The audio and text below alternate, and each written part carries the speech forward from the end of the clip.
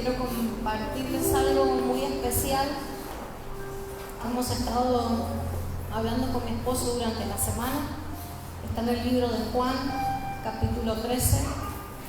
El libro de Juan es uno de los libros que más me gustan del Nuevo Testamento junto con Efesios.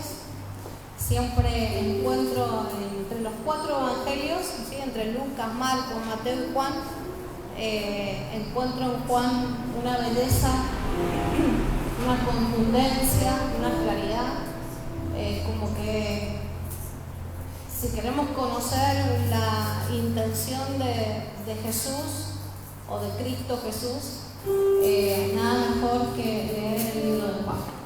El capítulo 13 hay un episodio muy bonito, un momento muy bonito que deja registrada la Escritura, y es cuando el Señor ya tiene plena conciencia de lo que va a suceder.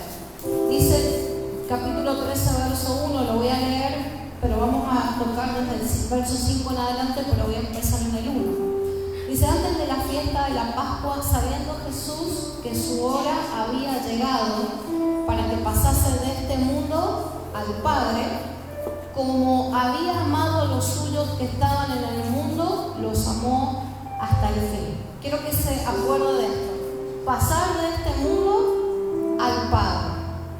Dice: cuando cenaban, como el diablo ya había puesto en el corazón de Judas Iscariote, hijo de Simón, que le entregase, sabiendo Jesús que el Padre le había dado todas las cosas en las manos y que había salido de Dios y a Dios iba, se levantó de la cena y se quitó su manto, y tomando una toalla se la ciñó.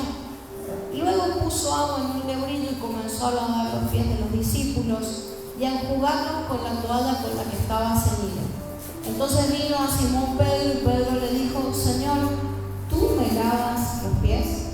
Le respondió Jesús y le dijo: lo que yo hago tú no lo comprendes ahora, mas lo entenderás después. Pedro le dijo: no me lavarás los pies jamás. Ahí yo le hubiera puesto un signo, ¿no? De no me vas a lavar los pies jamás, ¿sí? Pero dice Jesús, le respondió: si no te lavare, no tendrás parte conmigo. Le dijo Simón Pedro: Señor, no solo mis pies, sino también las manos y la cabeza. Y Jesús le dijo: el que está lavado no necesita sino lavarse los pies, pues está todo limpio, y vosotros estáis, aunque no todos. Porque sabía quién le iba a entregar, por eso dijo: no estáis limpios todos. Así que después que les hubo lavado los pies, tomó su manto, volvió a la mesa y les dijo: ¿sabéis lo que os he hecho? Vosotros me llamáis maestro y señor, y decís bien, porque lo soy.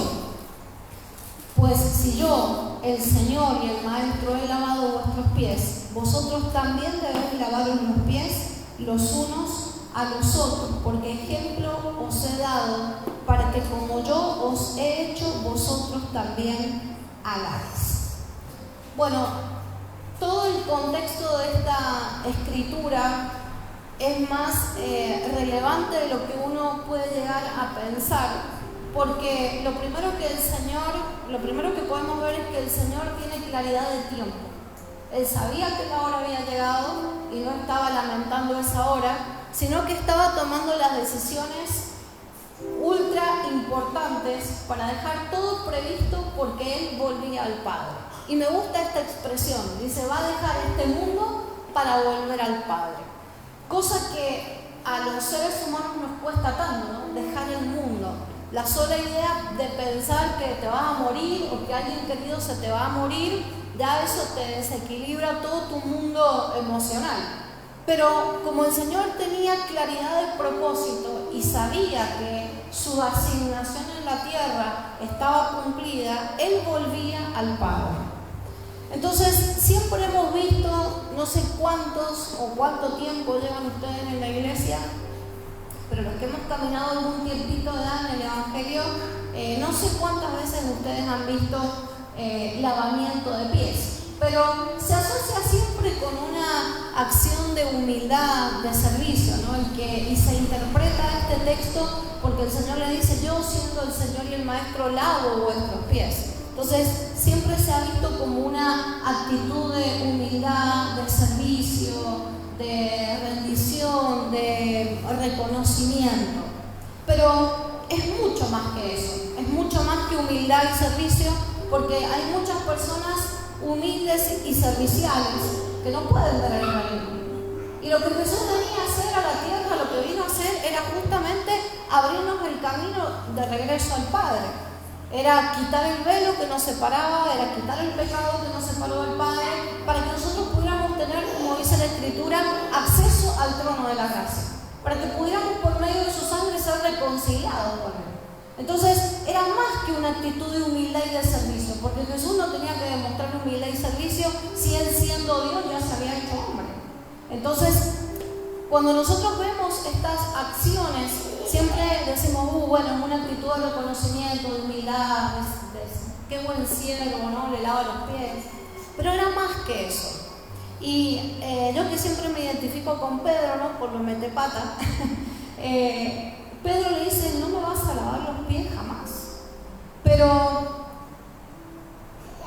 el Señor le dice algo que también es muy impactante. Si no te lavo, no vas a tener parte conmigo. En otras palabras, si el Señor hubiese sido mendocino, te lavo sí o sí, ¿no? Te tengo que lavar para que tengas parte conmigo. ¿Y cuál era la parte? O sea, ¿a qué se refería el Señor cuando le dice, necesito lavarte para que tengas parte conmigo? No le está diciendo para que seas humilde y servicial como yo, no le está diciendo para que puedas entender lo que es la humildad y el servicio a los demás. Pedro no le está hablando de eso, le está diciendo algo que muy generalmente ellos olvidaban, ¿no? Que Jesús les había venido advirtiendo de lo que iba a suceder. El Señor les había dicho, ¿se acuerdan cuando hablamos de la oración de Jesús en Juan 17? Que el Señor oró para que donde Él estuviera, ellos también estén. Padre, no te pido que los quites del mundo, sino te ruego por ellos.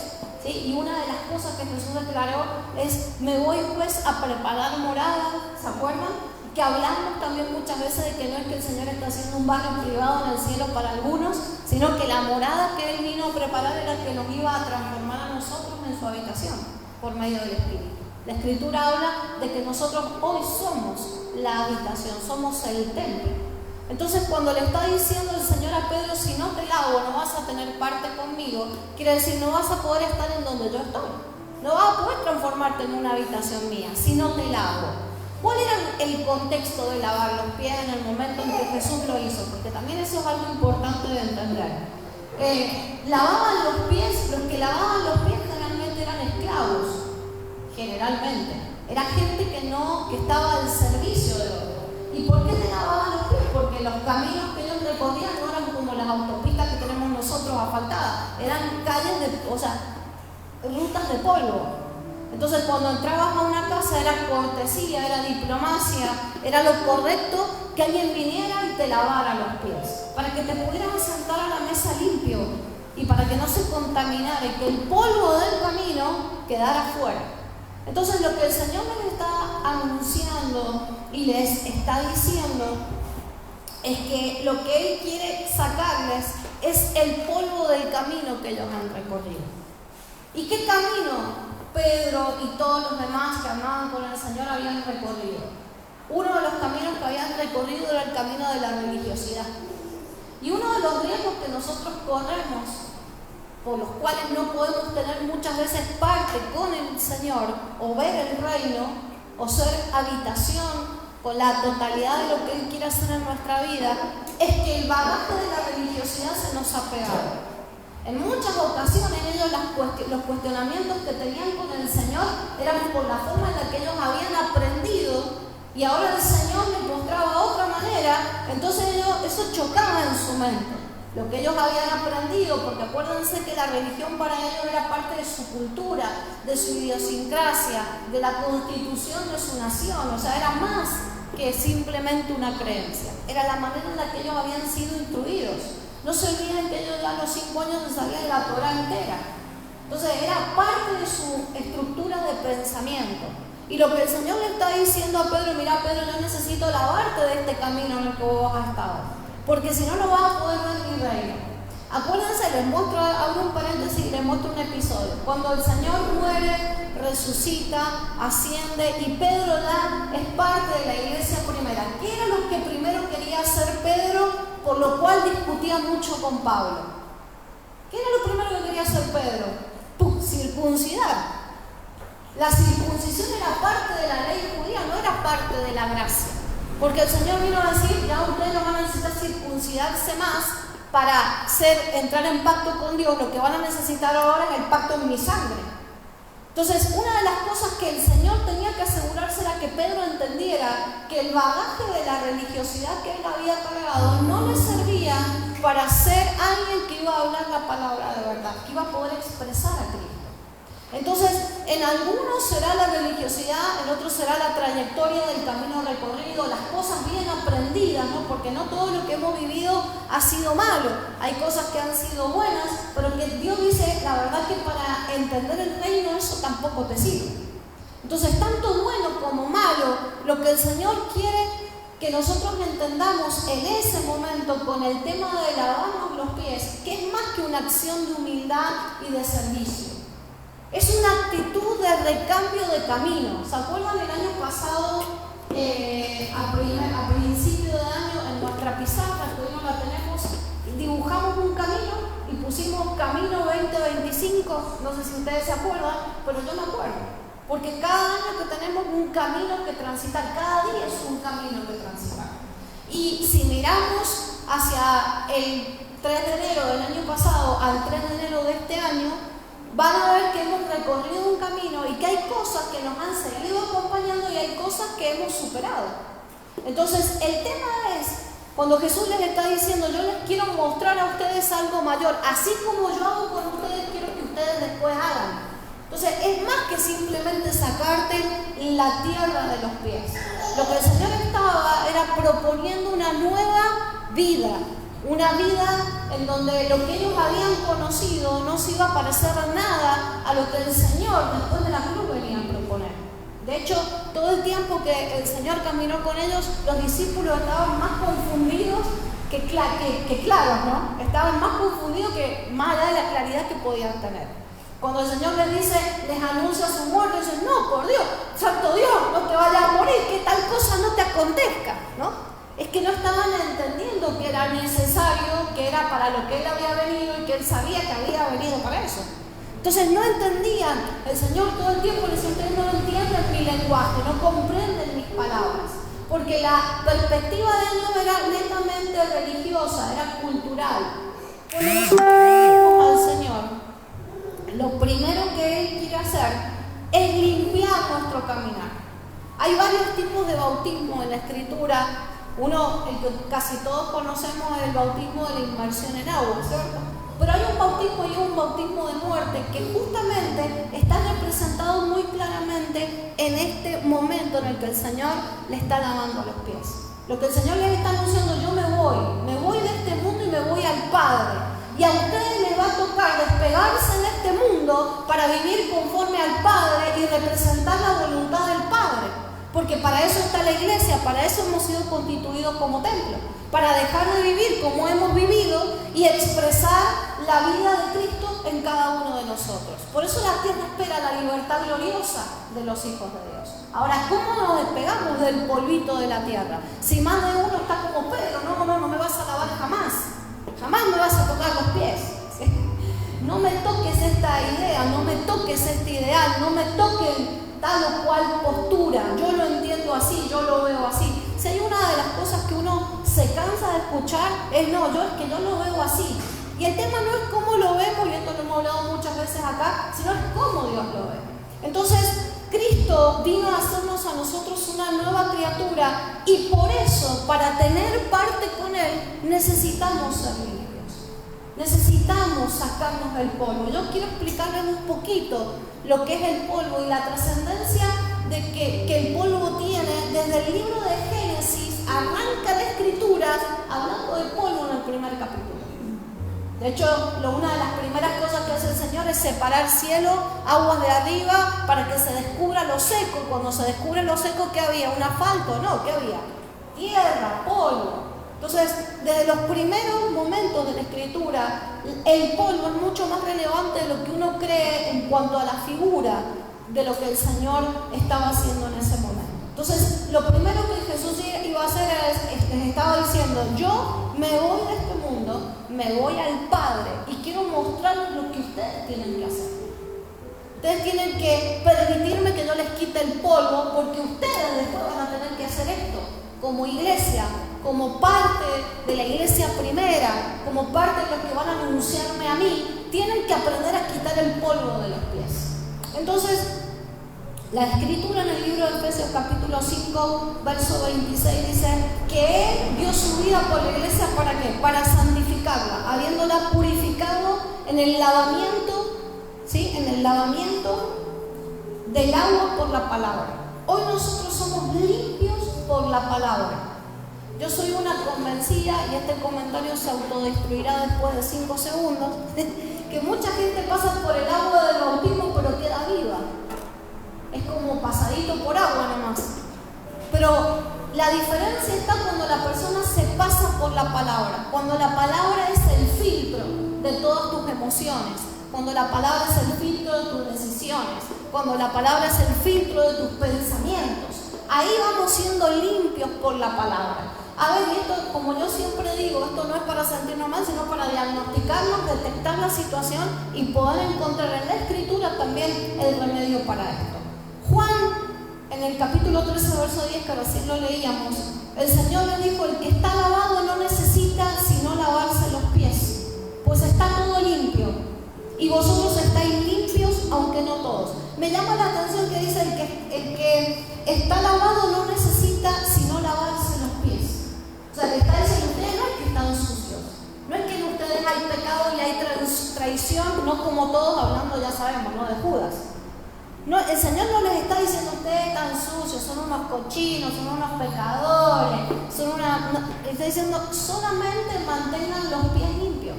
Ustedes están limpios, todos estamos limpios por la sangre del Cordero, porque estamos acá para eso, para adorarle, porque nos exponemos a la palabra, porque nos exponemos a la corrección. Pero Él les vuelve a decir: límpiense los pies. Lo que les sigue recomendando, aunque estén limpios, es que se limpien los pies. Porque necesitaban entender ese principio. De lo contrario, iban a llevar a la gente ¿a dónde? A la religiosidad, como Pedro, ¿sí? Que mientras Pablo hablaba de gracia, hablaba de regeneración, hablaba de resurrección, Pedro a todas costas quería andar con el cuchillito, andaba con el cuchillito bien afilado, Pedro, ¿sí? Y cuando te descuidabas, te cortaba ahí y que Dios nos ayudara, ¿sí? Entonces, Pedro era un hombre precioso y a mí me gusta que el Señor, siempre digo que me gusta cuando el Señor nos muestra esta faceta de las personas en la Escritura, no para identificar personas, sino para identificar mentalidades. ¿Cuánto de Pedro hay en nosotros? Queriendo volver a la comodidad de la religiosidad. ¿Por qué Pedro volvía a lo aprendido? Porque era lo que conocía. Y siempre la novedad de vida en Cristo es un desafío, porque nosotros venimos tomando una decisión y Dios dice: por ahí no es. Epa, ¿no?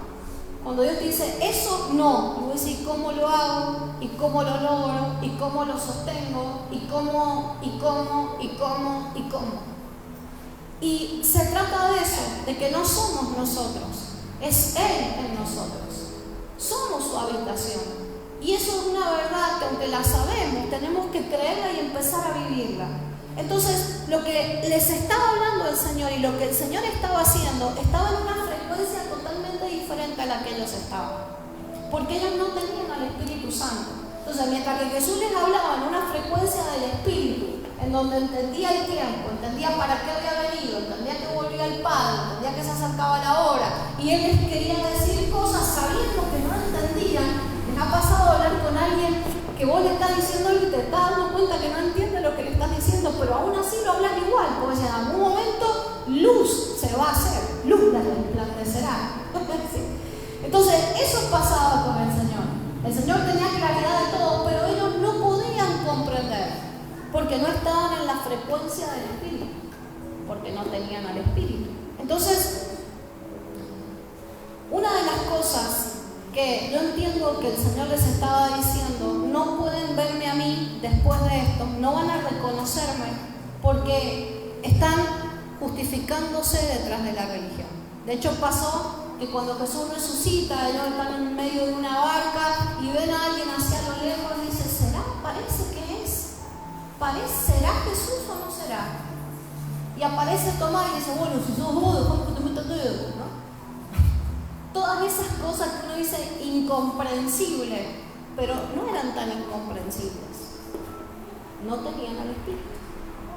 Entonces, para mí se desglosa algo muy simple, que en cualquier área en la que no podés ver a Dios, en esa área no estás en la frecuencia del Espíritu.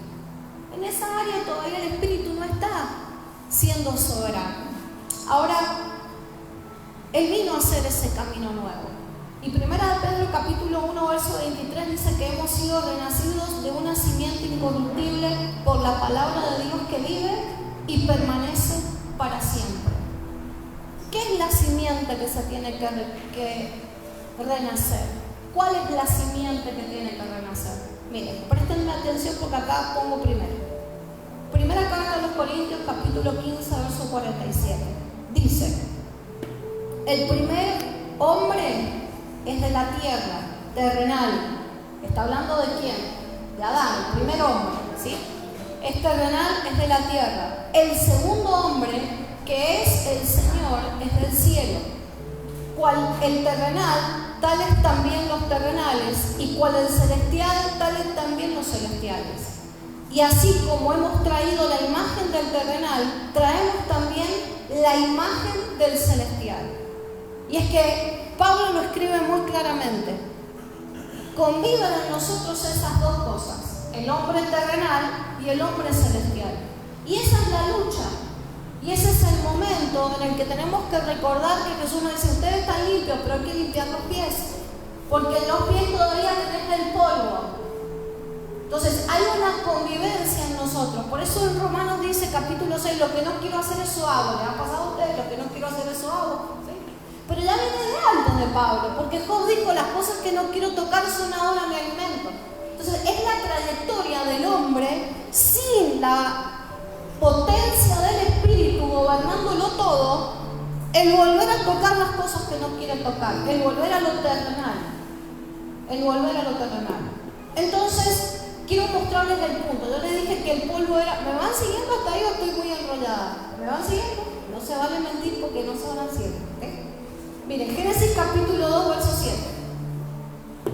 Dice: entonces Jehová Dios formó al hombre del polvo de la tierra y sopló en su nariz aliento de vida, y fue el hombre un ser viviente.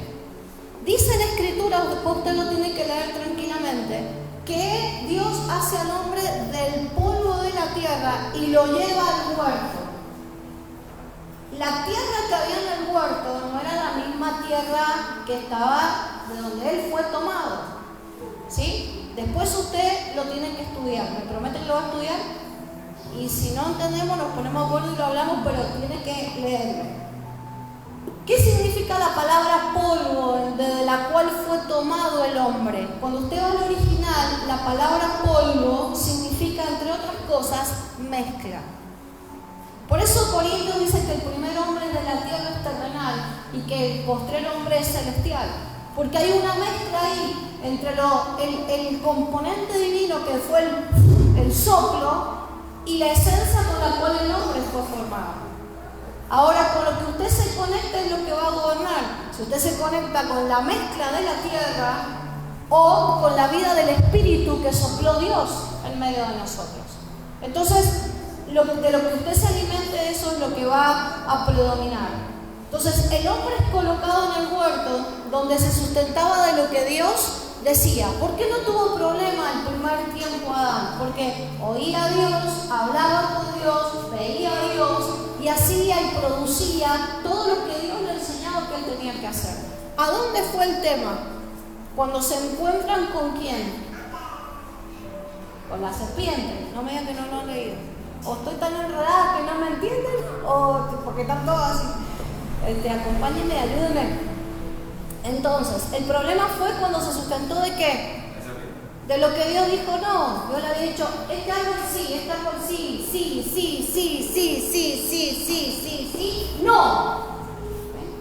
Dios a nosotros nos dice sí a la vida, sí a mi espíritu, sí a la plenitud, sí al gozo, sí a la paz, sí a la prosperidad, sí, no al mundo. ¿A dónde nos vamos? Al mundo. Al único árbol del cual no te tenés que sustentar.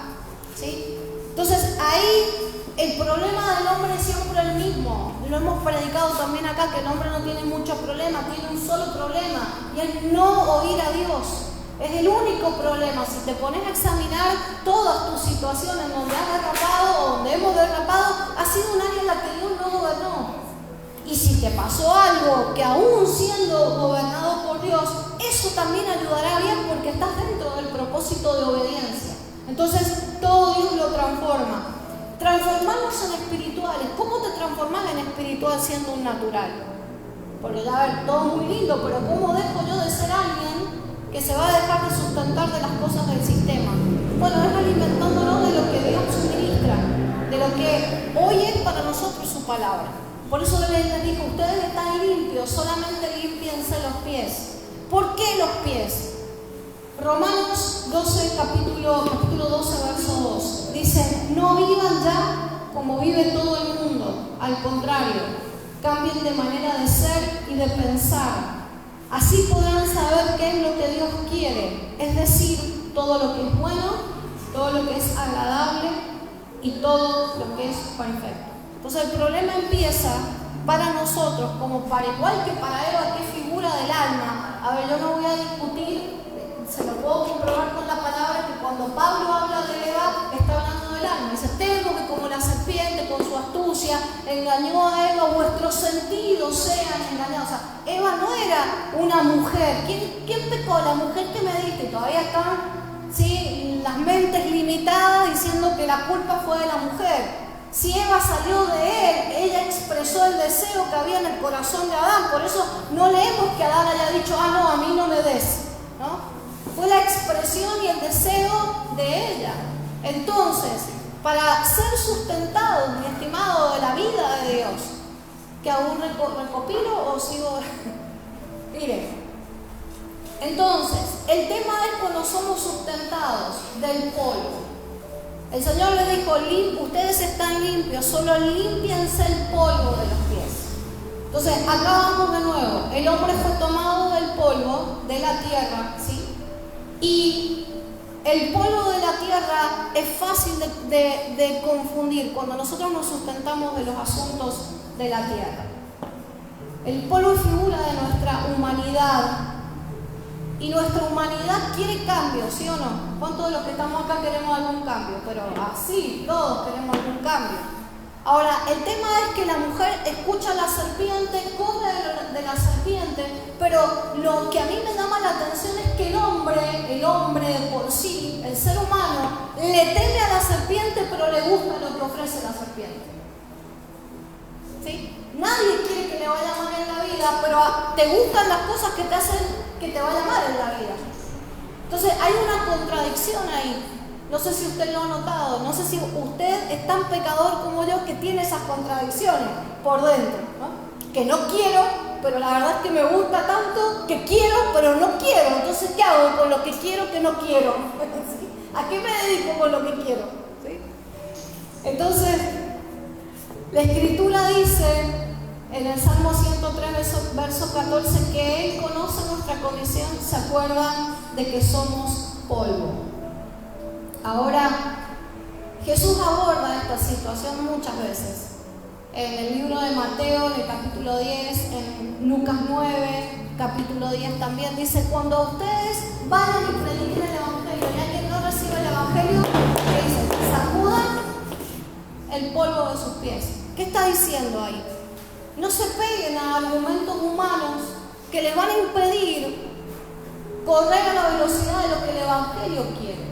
Entonces, cuando Jesús, me doy a entender que cuando Jesús le está lavando los pies, le está diciendo, ustedes están limpios, solo no que límpiense los pies, que el polvo del mundo que el mundo de aquello de lo que yo los vengo a libertar no se les vuelva a pegar, porque van a volver a andar por caminos, van a volver a tener que salir atrás. A ver, Pedro ¿qué le pasó a Pedro cuando el Señor está crucificado hasta que resucita? ¿Qué había hecho Pedro? Se había sacado la vestidura de discípulo y se había puesto la vestidura ¿de qué? De pescador otra vez. Volvió atrás, porque la falta de claridad de lo que Dios quiere hacer en nuestra vida, del entendimiento de los procesos en los que estamos, nos hace volver atrás. Cuando el proceso está duro, cuando la situación está complicada, cuando te aprieta la circunstancia, cuando sentís que no vas a poder vencer, es el momento menos indicado para mirar atrás. Es el momento en donde tenés que apretar el acelerador y contra todo avanzar. Porque si no, estás dejando que el polvo de tu humanidad se vuelva a pegar en tu caminar con Dios, en tu estructura de pensamiento, y volvemos a pensar como pensábamos antes. Cuando la Escritura nos invita a que nosotros entendamos qué es lo que Dios quiere hacer. Ahora, ¿sabe por qué el polvo es tan peligroso? Porque el polvo es el alimento de la serpiente. ¿De qué se alimenta el sistema? ¿De qué se alimenta el enemigo? Ahí, cuando hablo de enemigo no estoy hablando del diablo con tridente y la capa roja y los cuernos. Estoy hablando de todo este sistema de pensamiento en el que vivimos, que el diablo no está en todos lados, no puede estar en todos lados, pero tiene todo también estructurado, que en cada esquina nos encontramos con algo que lo representa. ¿Sí o no? Entonces, a ver, no está el diablo, pero pasaste y viste y deseaste y bueno, ya ustedes saben cómo funciona, ¿no? ¿Por qué? Porque el sistema en el que vivimos, polvo, está generado por el príncipe de este mundo, y el príncipe de este mundo es el enemigo. Ahora, hay una enemistad entre la serpiente y el hombre desde Génesis capítulo 3, verso 15.